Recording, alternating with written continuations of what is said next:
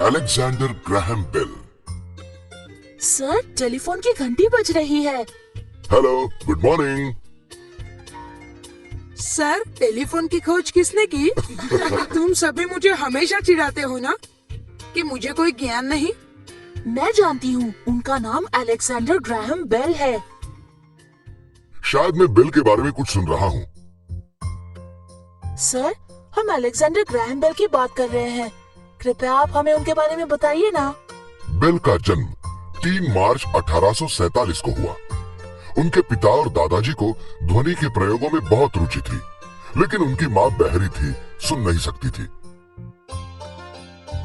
छोटा अलेक्जेंडर अपने होंठ माँ के माथे पर रख के कंपन निर्माण करता था। बेल द्वारा प्रसारित किए गए संदेश ग्रहण करने वाली ये पहली व्यक्ति थी।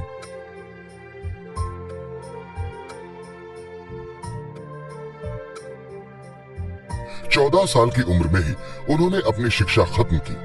एक दिन अचानक पियानो बजाते हुए उन्होंने सुना कि बगल के कमरे में से उसी तरह की आवाजें आ रही हैं।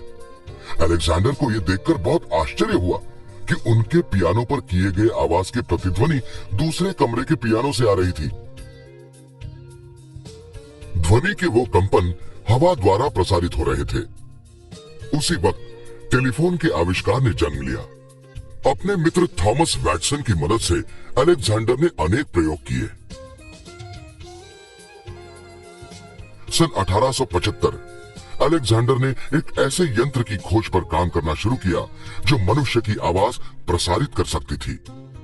इस यंत्र का निर्माण करके उन्होंने सन 1876 में उसका पेटेंट लिया। अपना आविष्कार लोगों के सामने प्रस्तुत करने के लिए उन्होंने 25 जून 1876 में फिलाडेल्फिया में एक प्रदर्शनी में हिस्सा लिया। प्रदर्शनी के कोने में उन्होंने अपना यंत्र रखा था। वहां इकट्ठा हुए लोगों से उन्होंने कहा कि आज से लोग तारों के जरिए बातें कर सकते हैं। यह सुनकर सभी लोग हंसने लगे। अलेक्जेंडर ने अपने मित्र वैटसन को बुलाया। अलेक्जेंडर ने यंत्र से बातें की। अलेक्जेंडर की आवाज दूसरी ओर सुनकर लोग आश्चर्य से मुग्ध होते थे। इस प्रकार टेलीफोन का जन्म हुआ।